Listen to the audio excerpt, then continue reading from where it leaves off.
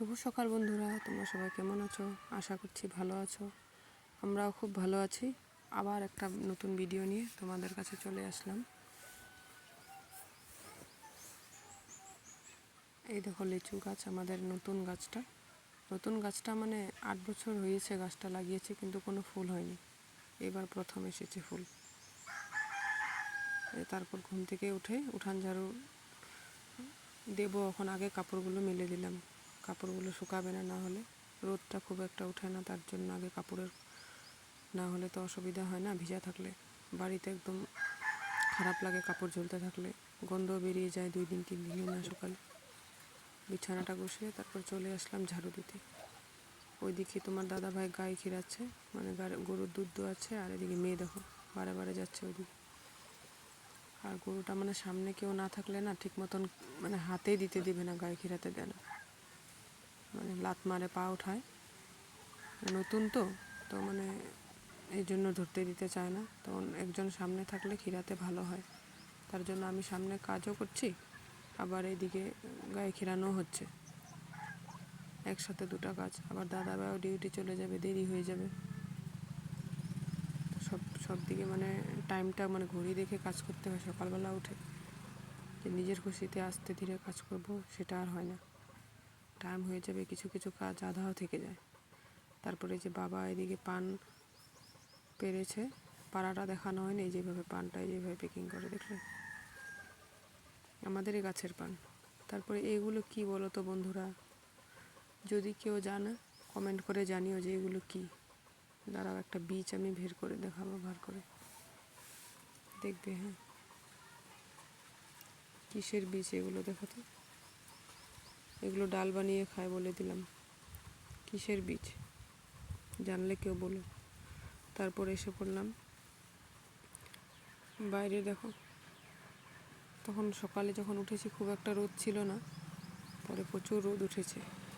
উঠে সকালে ঘুম থেকে গাছে আগে জল দিয়েছি, ফুল চারাগুলো। না হলে নিজের বাড়ি ফুল না থাকলে না পুজো দিতে অনেক অসুবিধা হয়, কোনো দিন ফুল ছাড়াই পুজো দিতে হয়। নিজের বাড়িতে 2টা 1টা থাকলে, আর গ্রামের বাড়ি অনেক মাটি জমি, লাগালেও সুন্দর হয়। আর লাগালে সেভাবে হতে পারে না, মানে ছাগলের খুব উৎপাত।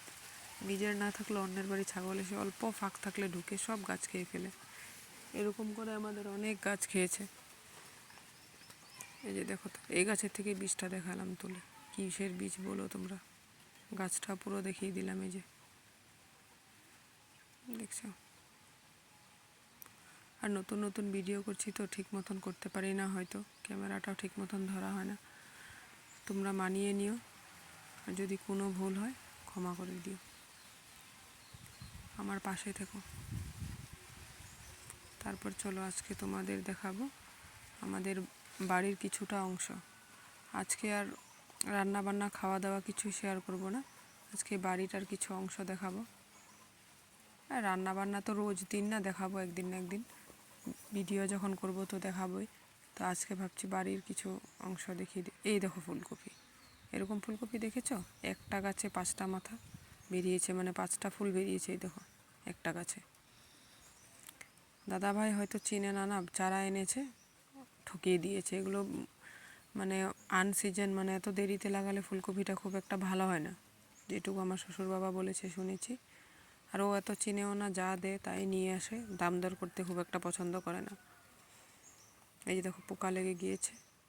এগুলো লাগালে না খুব সপ্তাহে 2 দিন 3 দিন করে পোকের ওষুধ মারতে হয়, ওষুধ না মারলে কিচ্ছু হয় না। এই যে দেখো বাঁধাকপি, এই বাঁধাকপিগুলি পাতাগুলিও সাইড খেয়ে ফেলেছিল, ওষুধ মেরেছি, অল্প ভালো হয়েছে, মানে বাবা মেরেছে।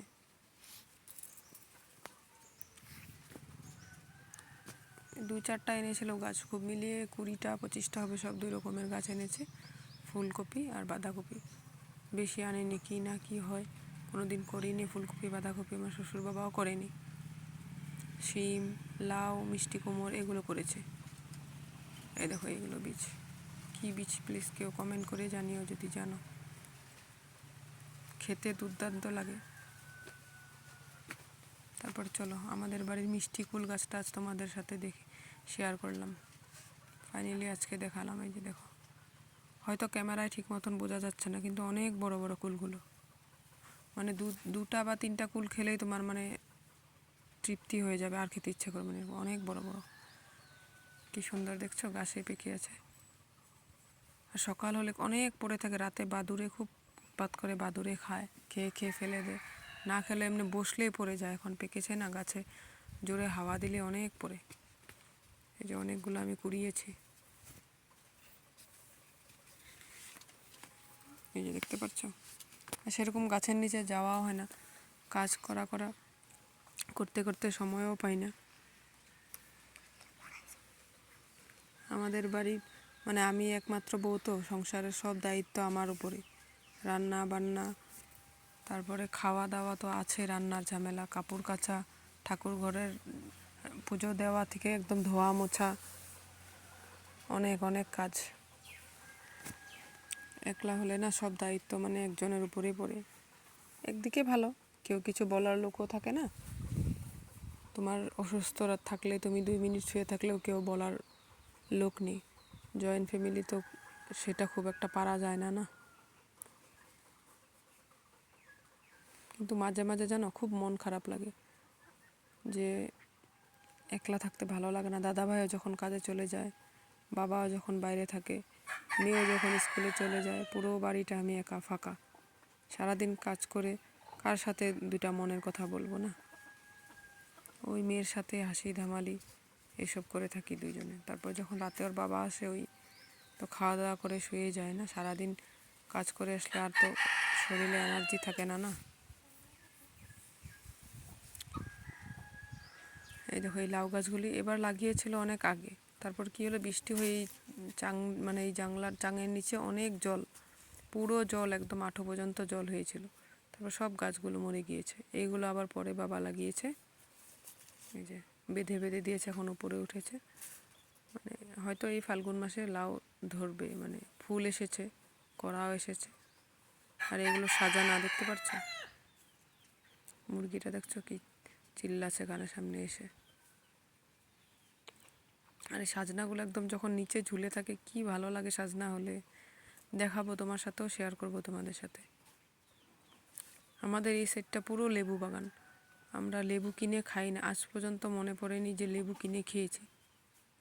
আমার বিবাহিত জীবন 14 বছর কমপ্লিট, একদিনের জন্য মনে পড়েনি যে লেবু কিনে খেয়েছি। মোটামুটি সবজি মানে বাড়িতেই হয়ে যায়,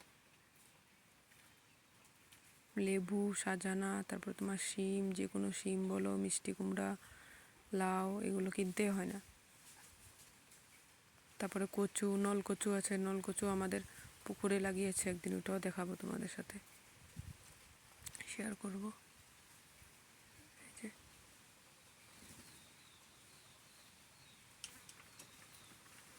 কলাও হয়েছে অনেক, কলাও আমরা খুব একটা কিনে খাই না, যেগুলো কলা বাড়িতে নেই সেগুলোই কিনে খাই। এই গাছটা, আমের গাছটা, ফুল দেখতে পাচ্ছ দূরে, অনেক আম হয়। এই গাছটা খুব টেস্টি, আমগুলো খেতে অনেক ভালো লাগে।